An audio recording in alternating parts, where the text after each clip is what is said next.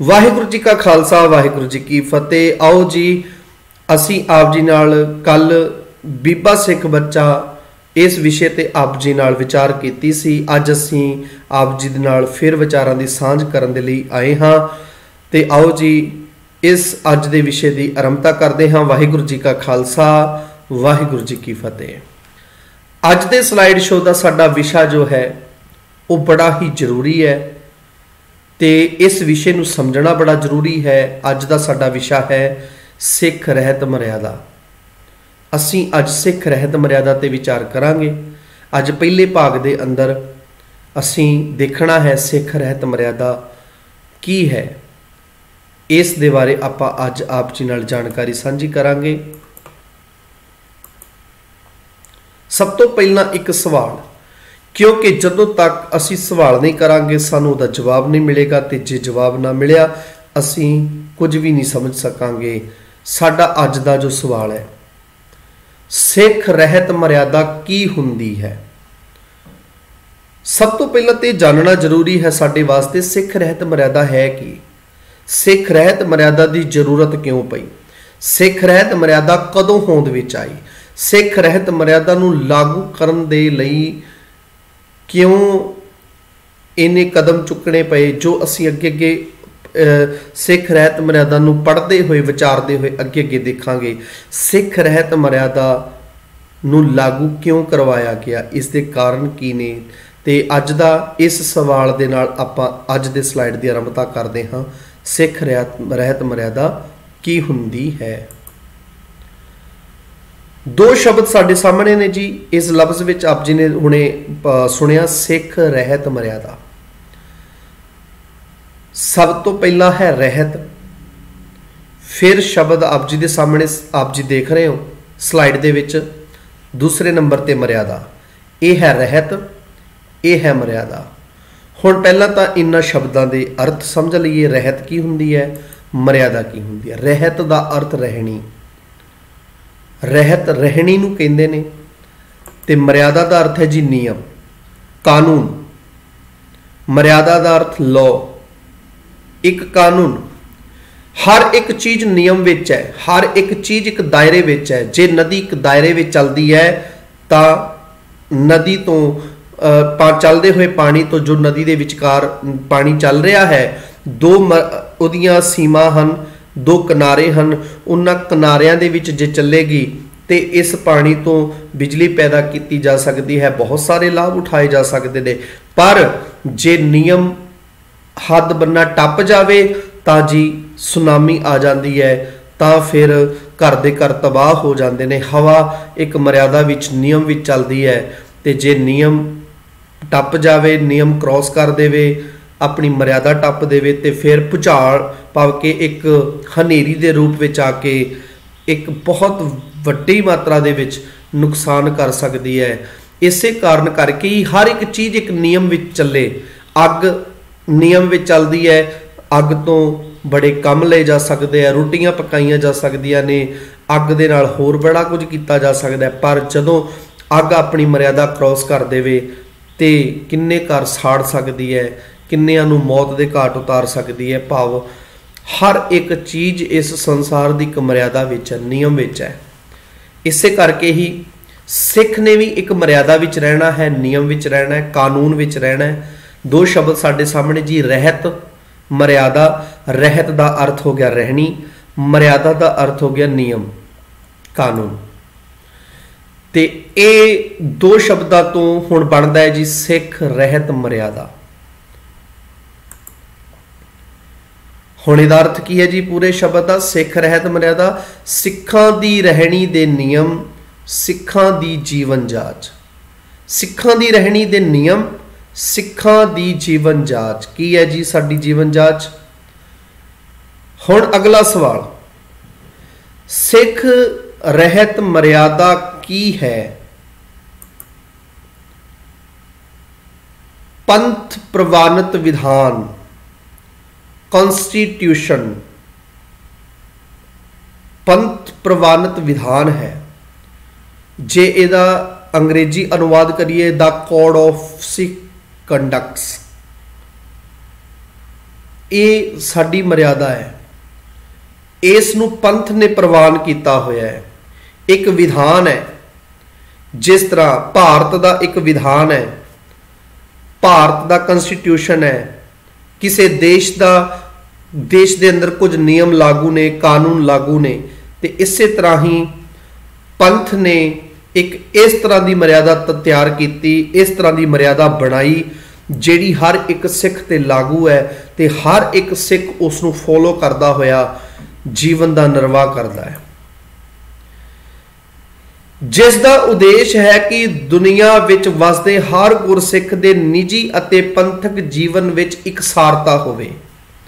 ਹਾਂਜੀ, ਸਭ ਤੋਂ ਪਹਿਲਾਂ ਇਸ ਦਾ ਉਦੇਸ਼ ਕੀ ਹੈ? ਇਸ ਦਾ ਉਦੇਸ਼ ਇਹ ਹੈ ਕਿ ਦੁਨੀਆ ਦੇ ਕਿਸੇ ਵੀ ਕੋਨੇ ਦੇ ਵਿੱਚ ਕੋਈ ਗੁਰਸਿੱਖ ਰਹਿੰਦਾ ਹੋਵੇ, ਉਸ ਦੀ ਪਰਸਨਲ ਲਾਈਫ ਤੇ ਦੋ ਤਰ੍ਹਾਂ ਦੀ ਅਸੀਂ ਅੱਗੇ ਰਹਿਤ ਮਰਿਆਦਾ ਦੇ ਪੁਆਇੰਟ ਪੜਾਂਗੇ, ਸ਼ਖਸੀ ਰਹਿਣੀ ਤੇ ਪੰਥਕ ਰਹਿਣੀ। ਸ਼ਖਸੀ ਰਹਿਣੀ ਦਾ ਅਰਥ ਹੋ ਗਿਆ ਕਿ ਉਹਦੀ ਜਿਹੜੀ ਨਿੱਜੀ ਜ਼ਿੰਦਗੀ ਹੈ, ਉਹਦੀ ਨਿੱਜੀ ਲਾਈਫ ਹੈ ਜਿਹੜੀ, ਤੇ ਪੰਥਕ ਭਾਵ ਜਦੋਂ ਉਹ ਪੰਥ ਵਿੱਚ ਸ਼ਾਮਲ ਹੋਵੇ। ਦੋ ਤਰ੍ਹਾਂ ਦੀ ਸਿੱਖ ਦੀ ਰਹਿਣੀ ਹੈ, ਸ਼ਖਸੀ ਰਹਿਣੀ, ਪੰਥਕ ਰਹਿਣੀ।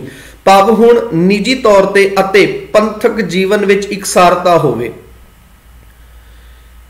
ਇਕਸਾਰਤਾ ਹਰ ਇੱਕ ਸਿੱਖ ਦੇ ਅੰਦਰ ਹੋਵੇ।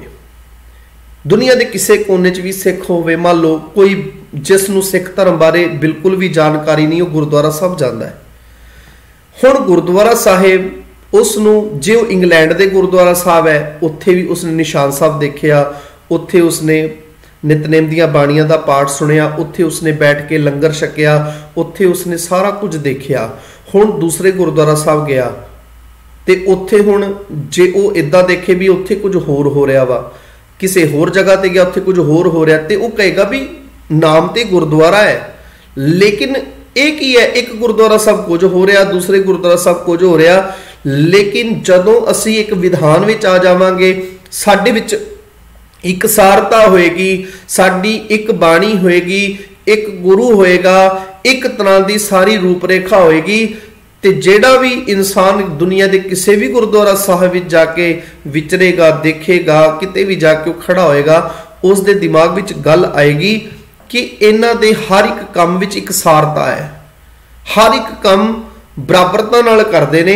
ਜੇ ਮੈਂ ਇੱਥੇ ਇਸ ਗੁਰਦੁਆਰਾ ਸਾਹਿਬ ਵਿੱਚ ਇਹਨਾਂ ਦੇ ਕਾਨੂੰਨ ਨਿਯਮ ਦੇਖਾਂ ਤੇ ਬਰਾਬਰ ਨੇ, ਦੂਸਰੀ ਜਗ੍ਹਾ ਤੇ ਵੇਖਿਆ ਉੱਥੇ ਵੀ ਇਹੀ ਕੁਝ। ਭਾਵ ਕਿ ਇਹ ਇੱਕ ਐਸੀ ਸੰਸਥਾ, ਇੱਕ ਐਸਾ ਥਾਂ ਜਿੱਥੇ ਹਰ ਇੱਕ ਕੰਮ ਦੇ ਵਿੱਚ, ਭਾਵੇਂ ਉਹ ਦੁਨੀਆ ਦੇ ਕਿਸੇ ਵੀ ਜਗ੍ਹਾ ਤੇ ਬਣਿਆ ਹੋਵੇ, ਭਾਵ ਕਿ ਉਹਦੀ ਰੂਪ ਰੇਖਾ, ਉੱਥੇ ਕੰਮ ਕਰਨ ਦਾ ਤਰੀਕਾ ਇੱਕੋ ਜਿਹਾ ਚੱਲਦਾ ਹੈ, ਇੱਕੋ ਤਰੀਕੇ ਨਾਲ ਕੀਤਾ ਜਾਂਦਾ ਹੈ। ਇਹਦਾ ਅਰਥ ਇਹ ਹੈ ਸਾਡੇ ਅੰਦਰ ਇਕਸਾਰਤਾ ਪੈਦਾ ਕਰਨੀ, ਵਖਰੇਵਾ ਨਹੀਂ ਕਿ ਕੋਈ ਬੰਦਾ ਕਹੇ ਜੀ ਨਾ ਜੀ ਇਹਨਾਂ ਦੇ ਤਾਂ ਇੱਕ ਥਾਂ ਤੇ ਜਾਓ ਉੱਥੇ ਕੁਝ ਕਰਦੇ ਨੇ, ਦੂਜੀ ਥਾਂ ਤੇ ਜਾਓ ਉੱਥੇ ਕੁਝ ਹੁੰਦਾ ਹੈ। ਇਕਸਾਰਤਾ ਤੇ ਹੈ ਹੀ ਨਹੀਂ ਇਹਨਾਂ ਦੀ। ਭਾਵ ਇਕਸਾਰਤਾ ਸਾਡੇ ਦੋਵਾਂ ਤਰੀਕਿਆਂ ਨਾਲ, ਨਿੱਜੀ ਅਤੇ ਪੰਥਕ ਜੀਵਨ ਵਿੱਚ ਇਕਸਾਰਤਾ ਹੋਵੇ।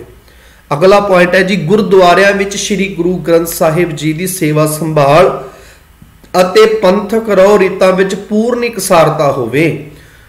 ਜਿੱਥੇ ਵੀ ਗੁਰਦੁਆਰਾ ਹੋਵੇ, ਗੁਰੂ ਗ੍ਰੰਥ ਸਾਹਿਬ ਜੀ ਜਿੱਥੇ ਪ੍ਰਕਾਸ਼ਮਾਨ ਹੋਣ, ਉਹਨਾਂ ਦੀ ਸੇਵਾ ਸੰਭਾਲ ਅਤੇ ਪੰਥਕ ਰਹੁ ਰੀਤਾਂ, ਜਿਸ ਵੀ ਮੁਤਾਬਕ ਅਸੀਂ ਪੰਥਕ, ਜੋ ਵੀ ਪੰਥਕ ਮਰਿਆਦਾ ਦੇ ਮੁਤਾਬਕ, ਜਿਵੇਂ ਕਿ ਸੁਖਾਸਨ ਸਾਹਿਬ ਕਰਨਾ, ਪ੍ਰਕਾਸ਼ ਕਰਨ ਦਾ ਵਿਧਾਨ, ਨਿਤਨੇਮ ਬਾਣੀਆਂ ਦਾ ਜਾਪ ਕਰਨ ਦਾ, ਪਾਠ ਕਰਨ ਦਾ ਵਿਧਾਨ, ਅਰਦਾਸ ਕਰਨ ਦਾ ਵਿਧਾਨ, ਆਨੰਦ ਕਾਰਜ ਕਰਨ ਦਾ ਵਿਧਾਨ, ਭਾਵ ਜੋ ਵੀ ਪੰਥਕ ਰਹੁ ਰੀਤਾਂ ਨੇ ਉਹ ਸਾਰੀ ਇੱਕੋ ਜਿਹੀਆਂ ਹੋਣ, ਇੱਕੋ ਜਿਹੇ ਤਰੀਕੇ ਨਾਲ ਹੋਣ, ਉਹਨਾਂ ਵਿੱਚ ਵਖਰੇਵਾ ਨਾ ਹੋਵੇ, ਉਹ ਇੱਕ ਤਰੀਕੇ ਨਾਲ ਕੀਤੀਆਂ ਜਾਣ। ਭਾਵੇਂ ਉਹ ਕਿਸੇ ਵੀ ਜਗ੍ਹਾ ਦਾ, ਕਿਸੇ ਵੀ ਸ਼ਹਿਰ ਦਾ, ਕਿਸੇ ਵੀ ਪਿੰਡ ਦਾ, ਜਾਂ ਕਿਸੇ ਵੀ ਕੰਟਰੀ ਦੇ ਵਿੱਚ ਜੋ ਗੁਰਦੁਆਰਾ ਸਾਹਿਬ ਸੁਭਾਇਮਾਨ ਹੋਵੇ।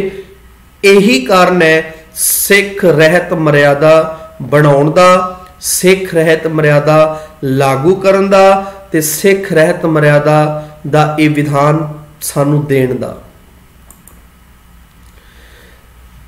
ਹੁਣ ਜੀ ਸਾਡੇ ਸਾਰਿਆਂ ਦੇ ਮਨਾਂ ਦੇ ਵਿੱਚ ਇੱਕ ਸਵਾਲ ਹੈ, ਪ੍ਰਸ਼ਨ ਹੈ, ਸਿੱਖ ਰਹਿਤ ਮਰਿਆਦਾ ਕਿਸ ਨੇ ਬਣਾਈ? ਕੀ ਕਿਸੇ ਇੱਕ ਪਰਸਨਲ ਬੰਦੇ ਨੇ ਬਣਾ ਦਿੱਤੀ, ਕਿਸੇ ਇੱਕ ਬੰਦੇ ਨੇ खड़ा होया तो उन्हें मर्यादा तैयार करके कहता जी आ लो जी ये है तुहाडी मर्यादा, अज तो बाद ये मुताबक असीं साडे पंथक कारज ते जो निजी कारज ने वो ये मुताबक करने ने। किसी एक बंदे ने खड़ा होके इनू बना दिता, किसी एक बंदे ने तैयार की है। सवाल है जी सिख रहत मर्यादा किसने बनाई, सिख रहत मर्यादा किसने तैयार की? श्रोमणी गुरुद्वारा प्रबंधक कमेटी की अगवाई विच ये जो साडे कोल पंथ प्रवाणित सिख रहत मर्यादा है ना, उहदे विच शब्द लिखिया होया है। ये अपने वालों नहीं कहे जा रहे। आप जी जदों सिख रहत मर्यादा घर लैके आओ तो आप जी बड़े ध्यान नाल पढ़ना। मैं दोबारा बोला, श्रोमणी गुरुद्वारा प्रबंधक कमेटी की अगवाई विच, अगवाई श्रोमणी गुरुद्वारा प्रबंधक कमेटी की, श्रोमणी गुरुद्वारा प्रबंधक कमेटी की अगवाई विच पंथ दे महान विद्वानां, धार्मिक शख्सियतां, पंथक आगूआं, अकाली जथियां, खालसा कालजां दे प्रबंधकां, धार्मिक संस्थावां ਅਤੇ देशां विदेशों विच वसदियां सिख संगतां दियां रावां, भाव कि उन्होंने जो खरड़े भेजे, जो अपने अपने सुझाव भेजे, जो उन्होंने पत्र भेजे सिख रहत मर्यादा बनाउण समय, उन्होंने अपने अपने तरीके नाल कि ये नियम होने चाहिए ने, इस तरह होना चाहिए, सब ने अपने अपने मुताबिक जो जिसनूं जिवें लग्गिया ते इहदे विच सारे शामिल सन, कोई एक धड़ा नहीं सी। ਇਹਦੇ ਵਿੱਚ ਆਪ ਜੀ ਜਦੋਂ ਰਹਿਤ ਮਰयादा लैके आओ तो पहला पेज पूरा पढ़ लेना, ਉਹਦੇ ਵਿੱਚ ਸਾਰਿਆਂ ਦੇ ਨਾਮ ਵੀ ਦਿੱਤੇ ਹੋਏ ਨੇ। ਉਹਦੇ ਵਿੱਚ 3 ਤਖਤਾਂ ਦੇ ਜਥੇਦਾਰ, ਉਹਨਾਂ ਜਥੇਦਾਰਾਂ ਦੇ ਉਸ ਸਮੇਂ ਜੋ ਜਥੇਦਾਰ ਸਨ, 3 ਤਖਤਾਂ ਦੇ ਜਥੇਦਾਰ ਆਪ ਮੌਜੂਦ ਸਨ। ਉਸ ਸਮੇਂ ਦੇ ਗੁਰਦੁਆਰਾ ਸਾਹਿਬ ਦਰਬਾਰ ਸਾਹਿਬ ਦੇ जो दरबार साहिब अमृतसर साहिब विच सुभाईमान है, उत्थों दे उस समय दे हैड ग्रंथी शामिल सन। इत्थों तक कि भाई कान सिंह नाभा जी जिन्हां ने सानू महान कोश दिता है, जिन्हां ने इन्ना साडी झोली दे विच ऐसा सोर्स पाया जिस तो असी अगवाई लैके सारे शब्दां दे अर्थ उहदे चों पढ़ सकदे आ, वेख सकदे आ। भाई जिन्हां दा भाई कान सिंह नाभा जी वो शख्सियत वो इहदे विच शामिल है। उन्हां दा नाम आउंदा है कि जदों ये रहत मर्यादा बनाई जा रही सी ते उन्होंने भी विच अपने ते ये नहीं कि इस रहत मर्यादा दे विच किसी एक बंदे ने अपनी विचार दी तो उन्होंने फाइनल कर दिता। अब जी पूरा पेज पढ़ लेना, उहदे विच वख-वख थावां ते विचरण वालियां जो आगू सन, जो चढ़दी कला वाले सिंह साहबान सन, जो कुछ ना कुछ किसी ना किसी खिते दे विच पंथ नूं कुछ दे रहे सन, उन्हां सारिआं दे कोलों सुझाव लए गए ते जिवें जिवें जिस जिस सुझाव ते सब दी इकसारता हुंदी गई, भाव के जिस फैसले नूं सारिआं ने कबूल कीता उस नूं रख लिया गया, जिस नूं कुछ विद्वानां ने मना कर दिता भी नहीं जी इनू हटा दिओ ते उस चीज़ नूं हटा दिता गया। भाव जिन्नी साडे सामने तत्त रूप विच हुण सिख रहत मर्यादा है वो रहत मर्यादा है जिस ते जिन्ने भी विद्वानां ने अपनियां विचारां भेजियां, लिखतां भेजियां, किसी ने सुझाव भेजे कि जिस जिस सुझाव ते उन्हां सारियां दी हामी, उन्हां सारियां दी हाँ जिहड़ी है जदों मिली तां जाके उसनूं प्रवान करदे होए ते इस रहत मर्यादा नूं लागू किया गया। यह सी विधान, इस तरह बनी है रहत मर्यादा। आप जी उत्थे एक होर गल पढ़ो, पढ़ के देखो कि किन्ने साल लगे सन रहत मर्यादा नूं बनाउण ते लागू करन। कदी फिर समय समय मुताबक कदी उहदे विच घटा किया जांदा सी, कदे कुछ चीज़ हटाई गई, कदी कुछ नवी चीज़ ऐड भी की गई, किन्नी फिर उस तो बाद भी मीटिंगां होईयां, किन्ने साल लगे सन सानू। ते अज कुछ लोग अपने डेरियां नूं चलाउण दे वास्ते अपनियां जो वख-वख थावां अपने तौर पर बना के बैठे हुए ने, अपनी ही कोई मर्यादा लागू करी बैठे है। अज वो सिख रहत मर्यादा नूं जिसनूं पंथ प्रवाणित सिख रहत मर्यादा कहा जाता है, अज वो ये कह देंगे जी ये तो खरड़ा है जी। कित्थे लिखिया है, कित्थे लिखिया है जी ये सारी कौम पंथ ने मिल के बनाई। ਉਹਦੇ ਵਿੱਚ आप जी पहला एक गल पढ़ लैनी, जदों आप जी रहत मर्यादा पढ़ो तो सब तो पहले पेज पढ़ने शुरू करो। किस नियम के तहत सिख रहत मर्यादा बनाई गई, ਉਹਦੇ ਵਿੱਚ ਬਕਾਇਦਾ ਦਰਜ ਦਿੱਤਾ ਹੋਇਆ ਹੈ, ਉਹ ਮਤੇ ਨੰਬਰ ਪਏ ਹੋਏ ਨੇ। ਆਪ ਜੀ ਮਤਾ ਨੰਬਰ ਵੀ ਪੜ੍ਹ ਸਕਦੇ ਹੋ, ਰਹਿਤ ਮਰਿਆਦਾ ਵਿੱਚ ਦਿੱਤਾ ਹੋਇਆ ਕਿ ਇਸ ਮਤੇ ਦੇ ਮੁਤਾਬਕ ਅਸੀਂ ਇਸ ਨੂੰ, ਇਹਨਾਂ ਨਿਯਮਾਂ ਨੂੰ, ਜਿਹੜੇ ਨਿਯਮ ਹੁਣ ਅਸੀਂ ਬਣਾ ਦਿੱਤੇ ਨੇ, ਇਹਨਾਂ ਨੂੰ ਲਾਗੂ ਕਰਨ ਲੱਗੇ ਹਾਂ। ਉਹ ਮਤੇ ਨੰਬਰ ਪੜ੍ਹੋ ਪਹਿਲਾਂ। ਇਹ ਖਰੜਾ ਨਹੀਂ, ਇਹ ਮਰਿਆਦਾ ਹੈ। ਇਹ ਉਹਨਾਂ ਸਾਰੇ ਪੰਥਕ ਆਗੂਆਂ ਨੇ ਮਿਲ ਕੇ ਸਾਨੂੰ ਇੱਕ ਸਰੂਪ ਦਿੱਤਾ ਹੈ। ਹਾਂ, ਇੱਕ ਗੱਲ ਜ਼ਰੂਰ ਹੈ ਕਿ ਇੱਕ ਗੱਲ ਆਪ ਜੀ ਉੱਥੇ ਪੜ੍ਹ ਲੈਣੀ, ਜੇ ਮੰਨ ਲਓ, ਇਹ ਨਹੀਂ ਕਿ ਇਸ ਦੇ ਵਿੱਚ ਬਦਲਾਅ ਨਹੀਂ ਕੀਤਾ ਜਾ ਸਕਦਾ। ਜੇ ਕਿਸੇ ਨੂੰ ਰਹਿਤ ਮਰਿਆਦਾ ਦੇ ਵਿੱਚ, ਇਹ ਨੋਟ ਹੈ, ਉੱਥੇ ਨੋਟ ਦਿੱਤਾ ਹੋਇਆ ਹੈ, ਰਹਿਤ ਮਰਿਆਦਾ ਵਿੱਚ ਕੋਈ ਗੱਲ, ਕੋਈ ਜੋ ਲਿਖੇ ਹੋਏ ਅਸੂਲ ਨਿਯਮ ਨੇ, ਉਹਦੇ ਵਿੱਚ ਜੇ ਕੁਝ ਬਦਲਾਅ ਕਰਨਾ ਹੈ ਜਾਂ ਕੋਈ ਗੱਲ ਠੀਕ ਨਹੀਂ ਲੱਗ ਰਹੀ, ਤਾਂ ਬਕਾਇਦਾ ਲਿਖਿਆ ਹੋਇਆ ਹੈ ਕਿ ਸਮੁੱਚੀ ਸੰਗਤ ਦਾ, ਸਮੁੱਚੀ ਸਿੱਖ ਸੰਗਤ ਤੇ ਵਿਦਵਾਨਾਂ ਦਾ ਦੁਬਾਰਾ ਫਿਰ ਇਕੱਠ ਕਰਕੇ ਤੇ ਸਭ ਦੀ ਹਾਮੀ ਲੈ ਕੇ ਸਾਰਿਆਂ ਦੇ ਸੁਝਾਅ ਲਏ ਜਾਣ। ਸੁਝਾਅ ਲੈਣ ਤੋਂ ਉਪਰੰਤ ਜੇ ਸਾਰਿਆਂ ਨੂੰ ਮਨਜ਼ੂਰ ਹੋਵੇ ਤਾਂ ਉਸ ਨਿਯਮ ਨੂੰ ਲਾਗੂ ਕੀਤਾ ਜਾ ਸਕਦਾ ਹੈ। ਇਹ ਵੀ ਗੱਲ ਲਿਖੀ ਹੋਈ ਹੈ। ਕੇਵਲ ਕੁਝ ਲੋਕ ਰਹਿਤ ਮਰਿਆਦਾ ਦਾ ਵਿਰੋਧ ਕਰਦੇ ਨੇ, ਰਹਿਤ ਮਰਿਆਦਾ ਤੇ ਉਂਗਲ ਚੁੱਕਦੇ ਨੇ, ਕਿਉਂਕਿ ਉਹਨਾਂ ਦੀਆਂ ਦੁਕਾਨਦਾਰੀਆਂ ਬੰਦ ਹੋ ਰਹੀਆਂ ਨੇ। ਜਿਹੜੇ ਵਿਦਵਾਨ ਜਿਨ੍ਹਾਂ ਨੇ ਇਹਨਾਂ ਨੂੰ ਵਿਚਾਰ ਕੇ ਬੜੀ ਬਰੀਕੀ ਨਾਲ ਵਾਚ ਕੇ ਸਿੱਖ ਰਹਿਤ ਮਰਿਆਦਾ ਬਣਾਉਣ ਵਿੱਚ ਇੰਨਾ ਸਮਾਂ ਲਗਾ ਦਿੱਤਾ ਤੇ ਇੰਨੀਆਂ ਮਹਾਨ ਸ਼ਖਸੀਅਤਾਂ ਇਹਦੇ ਵਿੱਚ ਆਪ ਲੱਗੀਆਂ ਸਨ, ਅਸੀਂ ਅੱਜ ਇੱਕ ਮਿੰਟ ਲਗਾਇਆ ਉਹਨਾਂ ਤੇ ਉਂਗਲ ਕਰਨ ਲੱਗਿਆ। ਮੈਂ ਅੱਗੇ ਪੜ੍ਹਾ ਜੀ। ਖਾਲਸਾ ਕਾਲਜਾਂ ਦੇ ਪ੍ਰਬੰਧਕਾਂ, ਧਾਰਮਿਕ ਸੰਸਥਾਵਾਂ ਅਤੇ ਦੇਸ਼ਾਂ ਵਿਦੇਸ਼ਾਂ ਵਿੱਚ ਵਸਦੀਆਂ ਸਿੱਖ ਸੰਗਤਾਂ ਦੀਆਂ ਰਾਵਾਂ ਅਨੁਸਾਰ ਸਮੁੱਚੇ ਪੰਥ ਨੇ ਬਣਾਈ ਹੈ। ਇੱਥੇ ਸ਼ਬਦ ਵਰਤਿਆ ਗਿਆ, ਸਮੁੱਚੇ ਪੰਥ ਨੇ ਬਣਾਈ ਹੈ। ਕਿਸੇ ਇੱਕ ਧੜੇ ਦੀ, ਕਿਸੇ ਇੱਕ, ਉਹਨਾਂ ਸਮਿਆਂ ਦੇ ਵਿੱਚ ਤੇ ਜਿਹੜੇ ਜਦੋਂ ਮੈਂ ਰਹਿਤ ਮਰਿਆਦਾ ਦੇ ਆਪ ਜੀ ਨਾਮ ਪੜ੍ਹੋ ਤੇ ਮੈਂ ਇੱਕ ਬੇਨਤੀ ਕਰਾਂਗਾ ਕਿ ਜਿਸ ਨੂੰ ਰਹਿਤ ਮਰਿਆਦਾ ਤੇ ਕਿੰਤੂ ਹੋਵੇ, ਸਿੱਖ ਦੀ ਤਾਰੀਫ ਪੜ੍ਹਨ ਤੋਂ ਪਹਿਲਾਂ ਸਭ ਤੋਂ ਪਹਿਲਾਂ ਹੀ ਪੇਜ ਖੋਲ ਕੇ ਪੜ੍ਹੋ। ਪਹਿਲਾਂ ਉਹ ਨਾਮ ਪੜ੍ਹ ਕੇ ਦੇਖੋ ਜਿਨ੍ਹਾਂ ਦੇ ਘਰ ਦੇ ਵਿੱਚ ਰਹਿਤ ਮਰਿਆਦਾ ਹੈ। ਮੈਂ ਸਾਰੀਆਂ ਸੰਗਤਾਂ ਨੂੰ ਬੇਨਤੀ ਕਰਾਂਗਾ, ਆਪ ਜੀ ਸਭ ਤੋਂ ਪਹਿਲਾਂ ਤੇ ਨਾਮ ਪੜ੍ਹਨ ਦੀ ਜ਼ਰੂਰ ਖੇਚਲਾ ਕਰਿਓ। ਸਾਰੇ ਵਿਦਵਾਨਾਂ ਦੇ ਨਾਮ ਪੜ੍ਹਿਓ, ਫਿਰ ਆਪ ਜੀ ਨੂੰ ਪਤਾ ਲੱਗੇਗਾ ਕਿ ਉਸ ਸਮੇਂ ਦੇ ਮਹਾਨ ਵਿਦਵਾਨ ਕਿਵੇਂ ਆਪਣੇ ਸਮੇਂ ਸਿਰ ਉਹਨਾਂ ਨੇ ਆਪਣੀਆਂ ਵਿਚਾਰਾਂ ਭੇਜੀਆਂ ਸੀ ਤੇ ਕਿੰਨਾ ਸਮਾਂ ਦਿੱਤਾ ਸੀ ਰਹਿਤ ਮਰਿਆਦਾ ਨੂੰ ਬਣਾਉਣ ਦੇ ਵਾਸਤੇ। ਆਓ ਜੀ ਅਸੀਂ ਅੱਗੇ ਦੇਖਦੇ ਹਾਂ।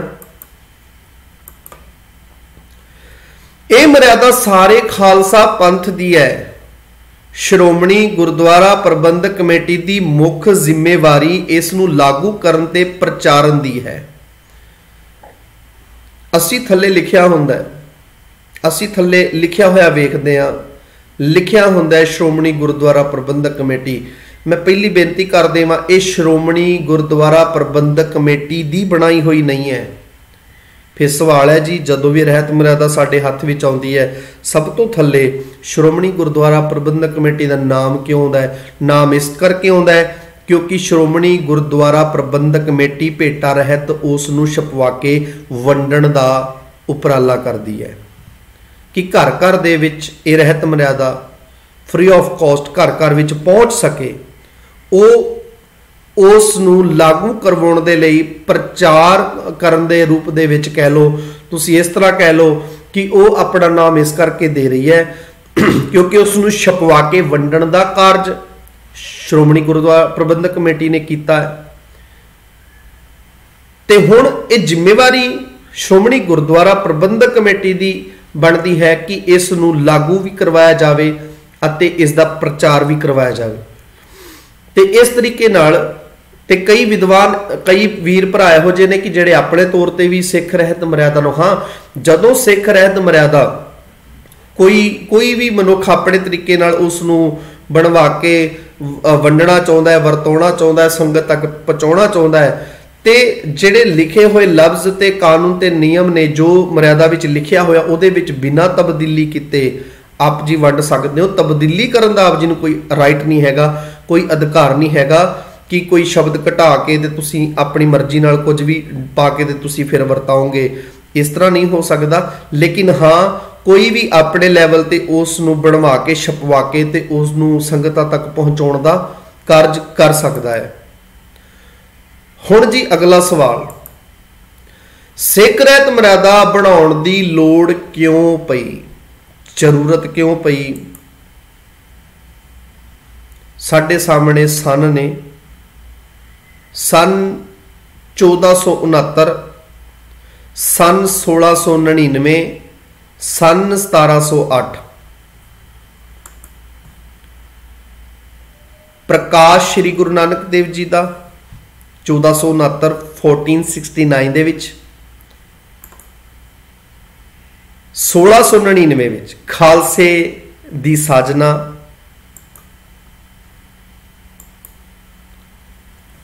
1708 गुरियाई श्री गुरु ग्रंथ साहिब जी।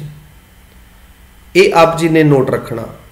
1469 दे विच प्रकाश श्री गुरु नानक देव जी, 1699 विच खालसे दी साजना, 1708 गुरियाई श्री गुरु ग्रंथ साहिब जी।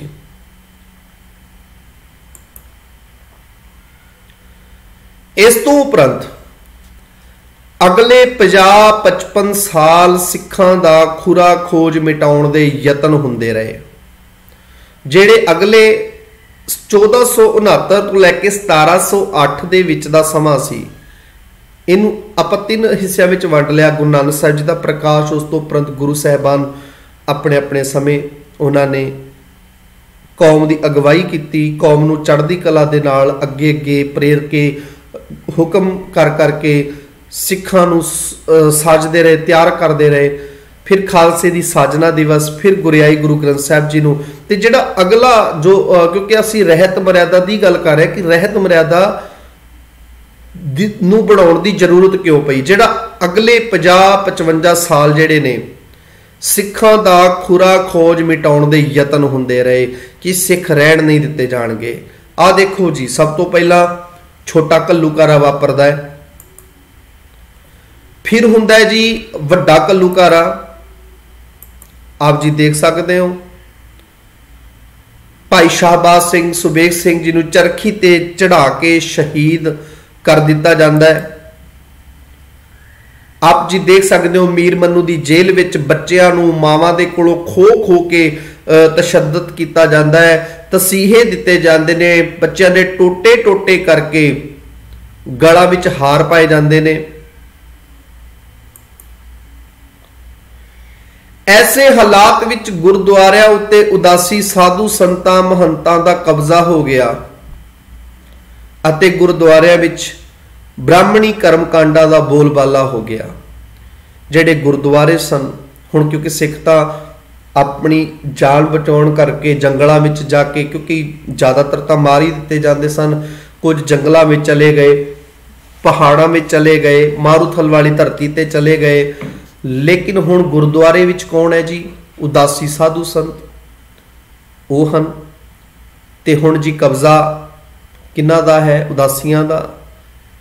कुछ समय ते मैं इत्थे बेनती कर दे, सारे उदासी इक्को जे नहीं सी, कुछ ने चंगे कारज भी किते उन्हां समयां दे दौरान, चढ़दी कला दे नाल उन्हां ने यतन भी किते। अगले 80 तो 85 साल जिहड़े ने, 50-55 साल तां कुछ होया जी। अगले जिहड़े 80 तो 85 साल सी, सिख मिसलां दा समां, सिख मिसलां आईयां अते महाराजा रणजीत सिंह दे सिख राज दा समां आया। सिख राज समय महाराजा रणजीत सिंह ने गुरुद्वारियां दे नाम वड्डियां जगीरां लगाईयां, जिस नाल ये महंत होर विगड़ गए। आप जी ध्यान देना, दरबार साहिब या गुरुद्वारा साहिब की जिहड़ी बाहरली जिहड़ी हालत सी, महाराजा रणजीत सिंह ने उच्च ते सुधार कर दिता। गुरुद्वारा साहब नूं जगीरां लगा दित्तियां, जमीनां गुरुद्वारा साहब दे नाम लगवा दित्तियां। जिवें असीं देखदे हां कि जिस जगह ते गुरु नानक साहिब दा प्रकाश होया, ननकाना साहिब, दरबार साहिब, असीं देखदे हां कि सोने की परत चढ़ी हुई है। वो जिहड़ी सोने की परत चढ़ी हुई है, सोना लग्या होया, वो भी महाराजा रणजीत सिंह जी ने लगवाया अपने राज के समय। बाहर दी, क्योंकि परेशान हो चुके सी, खाण पीण का कोई प्रबंध नहीं सी, बहुत विगड़ रूप विगड़ चुकिया सीगा, क्योंकि आमदनी किसी पासों नहीं सी, गुरुद्वारा जिन्ने भी गुरुद्वारे सन, ते इस करके उस विगाड़ नूं ठीक करन वास्ते महाराजा रणजीत सिंह दी एक सोच सी कि जगीरा लाउण दी, कि जिहड़े इन्हां थावां ते उदासी महंत ते ये जिहड़े सेवा संभाल कर रहे ने, इन्हां नूं मुश्किलां ना आउण, ते उन्हां मुश्किलां दे हल करन वास्ते महाराजा रणजीत सिंह ने यतन किया, जगीरा नाम लवा दित्तियां, जमीनां गुरुद्वारा साहब दे नाम लगवा दित्तियां। पर जिवें जिवें समा गुजरदा गया, इन्हां दी बिरती लालच नाल भरदी गई, ये लालची हुंदे गए, बाहरला ते बड़ा ध्यान दिता गया, पर गुरुद्वारे दी अंदर दी मर्यादा वल कोई ध्यान ना दिता गया। महाराजा रणजीत सिंह ने अंदर दी जिहड़ी रूपरेखा सी, अंदर की मर्यादा चल रही है, अंदर की हो रहा है, इस बारे उन्होंने कोई देख रेख नहीं की। गुरुद्वारे की हालत असी इस लाइन ते हैं जी। हुण गुरुद्वारियां दी हालत की हुई, ठाकर द्वारियां वर्गी हो गई। इन्हां विच देवी देवतियां दियां मूर्तां अते गुरु साहिबान दे पुत रखे जाण लग पए। आओ जी, ये उस समय की हालत 80-85 साल तो इस तरह लंघे। पहले भाग दे विच असी इत्थों तक विचार करते हैं, तो कल आप जी नाल असी सिख रहत मर्यादा के दूजे भाग के अंदर आप जी नाल विचारां दी सांझ करांगे। इत्थों तक ही बेनती प्रवान करनी।